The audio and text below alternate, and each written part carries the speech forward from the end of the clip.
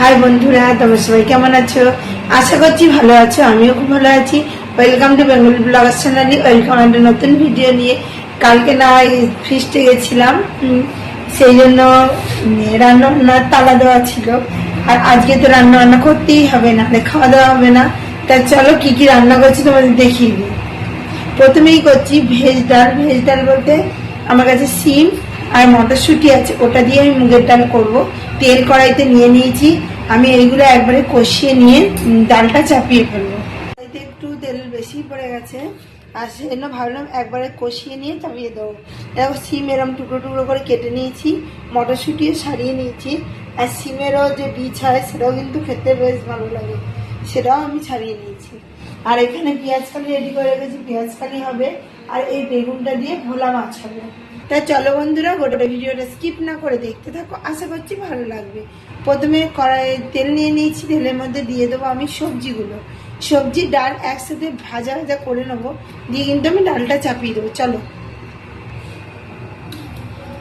ফোড়ন নামিয়ে পরে দেবো। আগে আমি দিয়ে দিলাম কম আঁচের মধ্যে, দিয়ে হালকা হালকা করে ভেজে নেবো। তারপরে কিন্তু আমি ডালটা দিয়ে নেবো। এইটাই বাচ্চা সবজি সব দিয়ে দিয়েছি। দেখো বন্ধুরা, এতে একটু নুন আর হলুদ দিয়ে দিলাম, যে তাহলে কি হবে, ভাজাটা কালারটাও ভালো লাগবে আর হবেও বেশ খুব সুন্দর। এর মধ্যেই ভাবছি আমি ডালটাও দিয়ে দেবো, একবারে ডালটা দিয়েও ভাজা ভাজা করে নেবো। দেখো মুগ ডালটা আমি দিয়ে দিলাম সবজিটার মধ্যে। এবার হালকা করে দুটোই ভেজে নেব। তারপরে কিন্তু আমি একটু মশলাপাতি দেবো, দিয়ে কিন্তু ডালটা চাপাবো, শুধু ফোড়নটা বাকি থাকবে। এবার ডালটা লাল লাল করে ভেজে নিতে হবে। এভাবে ভেজ ডাল বানিয়ে খেয়ে দেখো, খেতে কিন্তু ডালটা অসাধারণ টেস্ট হয়। আমার তো খুবই ভালো লাগে, বাড়ির সবারও ভালো লাগে। আমার ভাতের হাঁড়ি পুরো ফাঁকা হয়ে যায়। আর এখানে দেখো আমি ভাত হয়ে গেছে, ভাত নামিয়ে নিয়েছি। সকালে উঠে ঘর দুয়ার মুছে গাছে জল দিয়ে একবারে ঠাকুর দিয়ে চলে এসেছি রান্নার কাজে, যেটা সকালের প্রতিদিনের কাজ, সেটাই করতে চলে এসেছি। আর ডালটাকে লাল লাল করে ভেজে নিতে হবে, দেখতেই পাচ্ছ। দেখো বন্ধুরা, আমি ডাল আর সবজি সব কষিয়ে নিয়ে মশলা দিয়েছি, জিরে গুঁড়ো, ধনে গুঁড়ো, একটু লঙ্কার গুঁড়ো, নুন, হলুদ, মিষ্টিটা লাস্টে দেবো। দেখো কষিয়ে নিয়ে চাপিয়ে দিয়েছি। এবার সিটি দিয়ে দিলেই ডালটা হয়ে আসবে, তারপরে কিন্তু আমি ফোড়নটা দিয়ে দেবো। তাই চলো কিছুক্ষণের মধ্যে আবার আসছি। এখানে সিদ্ধ হয়ে গেছে। আর এখানে দেখো দুটো কড়াই নিয়ে আমি চলে এসেছি। এই কড়াইতে হবে পেঁয়াজ কলি আর আলু ভাজা। আর এই কড়াইতে হবে ফোড়ন দেবো, ডাল দিয়ে চলে যাব বেগুন আর ভোলা মাছের ঝাল করতে। তো চলো দেখাই তোমাদের। এখানে আমি ভোলা মাছ নিয়ে নিয়েছি কয়েকটা। আর এখানে দেখো পেঁয়াজ কলি আর আলু কেটে রেখে দিয়েছি। আর এখানে বেগুন কেটে রেখে দিয়েছি। তো চলো রান্নাটা শুরু করা যায়। দেখো ডালের সম্বাদ দেওয়ার জন্য একটা তেজপাতা, শুকনো লঙ্কা আর কালো জিরে নিয়ে নিয়েছি। ভাজা হয়ে গেছে আমার ভালো করে। এবার আমি ডালটা এর মধ্যে ঢেলে দেবো। ডালের মধ্যে একটু সামান্য চিনিও দিয়ে দিয়েছি। দেখো ফুটতে লেগে গেছে ভেজ ডাল। আর এইখানে দেখো পেঁয়াজ কলি আর আলু দিয়ে দিয়েছি কড়াইয়ের মধ্যে। তার মধ্যে পেঁয়াজটাও দিয়ে দিয়েছি, আর হলুদ গুঁড়ো, লঙ্কার গুঁড়ো একটু, আর নুন। এবার এটা ভাজা ভাজা হবে।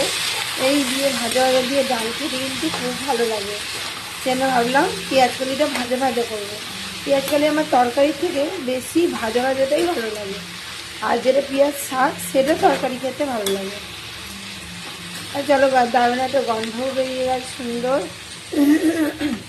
ডালটা তোমাদের দেখাই, কত সুন্দর হয়েছে, বলেও গেছে। আর দারুণ কিন্তু হয়েছে সবজি ডাল।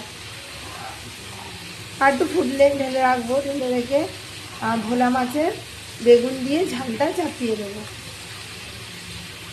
ডালটা আর একটু ফুটে নিই। তারপরে তোমরা ডাল বানিয়ে খেয়ে দেখো, ভেজ ডাল খেতে কিন্তু অসাধারণ টেস্টি হয়। এর মধ্যে একটু ঘি দিলে ভালো লাগতো, আর ঘি আমার কাছে এখন নেই, যা আছে সেই দিয়েই ভেজ ডাল করলাম।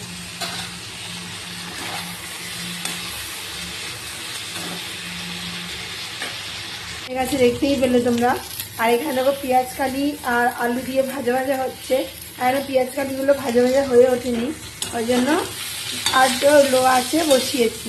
আর এখানে দেখো ভোলা মাছের ঝাল হবে বেগুন দিয়ে, সেই জন্য আমি ভোলা মাছটা ভাজা হয়ে গেছে, ভাজতে হবে না।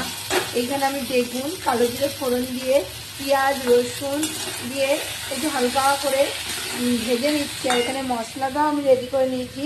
এখানে নিয়েছি সর্ষে বাটা, হলুদ, নুন, লঙ্কার গুঁড়ো। যেহেতু ঝাল হবে, একটু ঝাল ঝাল না হলে ভালো লাগে না। আর এখানে আজকে একটু বাড়িয়ে দেবো, যেহেতু পেঁয়াজ আর রসুনটা নেড়ে ছেড়ে ভাজা ভাজা করতে হবে।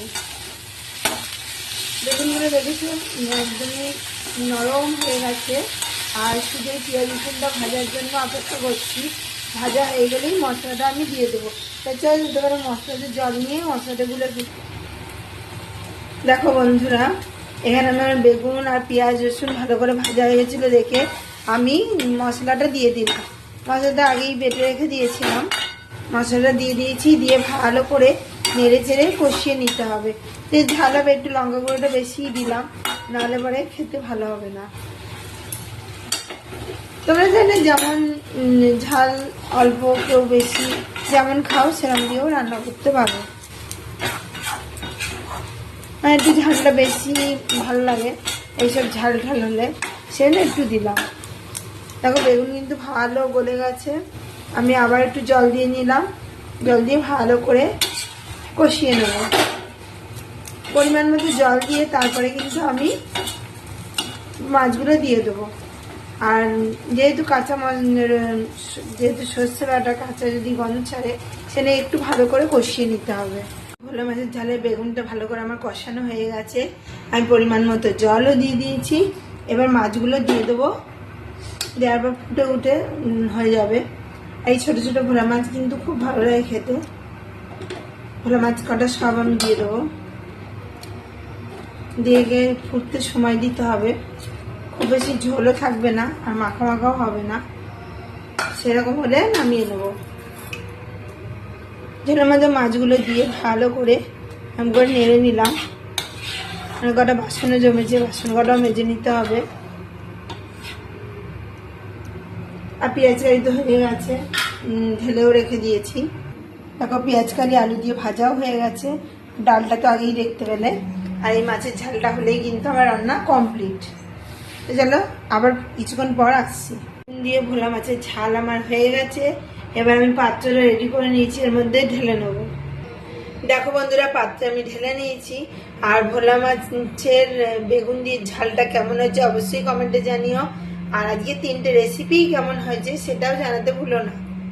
আমি এখানেই রাখছি।